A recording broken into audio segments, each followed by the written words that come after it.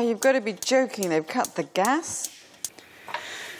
Great. Well, there goes my morning coffee. Now, I know I've paid my bills, so maybe I'm going to go check on the gas meter. Gas supply is a major issue for Europe. Since the 2009 gas crisis and the outbreak of the Ukraine conflict, the EU has been looking for other ways to meet its energy demands. The European Parliament and Europe's capitals are trying to stop our dependency on Russia, which provides us 39% of our gas. Today, we are still very much dependent on fossil fuels. Despite all their efforts, the EU imports more than 60% of its gas and 80% of all of its oil. We're here at the Zeebrugge gas terminal in Belgium. It's one of the biggest terminals across Europe, supplying 10% of its gas needs. Gas comes into the terminal in two ways: by boat, just like that boat behind me, which is from Qatar, or by pipeline from countries like Norway and the UK. By 2015, a second jetty for loading and unloading liquefied gas will be completed, with a capacity to store up to 50 billion cubic metres of gas, and is going to pass through this terminal. The project is partly funded by the EU. So how can Europe safeguard future energy supply? Well, one solution is by making sure we interconnect gas supply between member states. It is true that for the moment being we do not receive Russian gas, but we are certainly a candidate to receive Russian gas in the future because it will simply bring on an additional source into Belgium. Today we are connected through this terminal to Qatar and to all other regions in the world. We are connected by a direct pipeline to the Norwegian fields in the North Sea.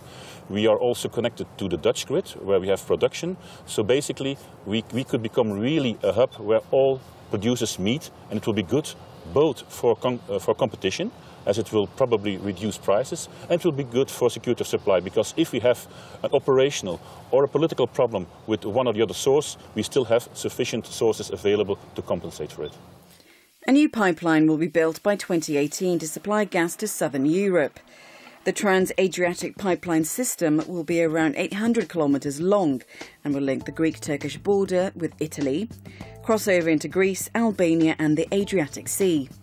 From 2018 or 2019, it will then transport 10 billion cubic metres of gas to Europe, coming from the Shah Deni 2 gas field in Azerbaijan.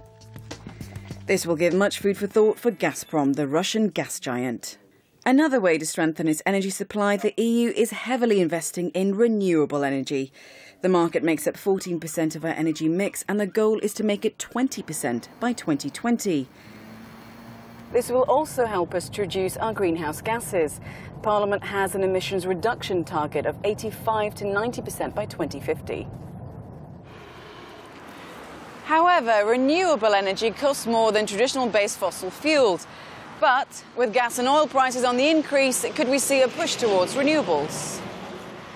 Europe could also have a problem with electricity in the future. MEPs say we have to increase investment and interconnect electricity grids between member states to avoid a shortfall, and worse yet, a blackout, like the one from 2006, which affected many countries across Europe. One way is to reduce import costs. If member states were to club together to negotiate with foreign suppliers, they could bring prices down. With Europe now awake to its looming fuel and energy crisis, its next steps are crucial. Improving our energy efficiency by 40% by 2030 could save each household almost €300 a year.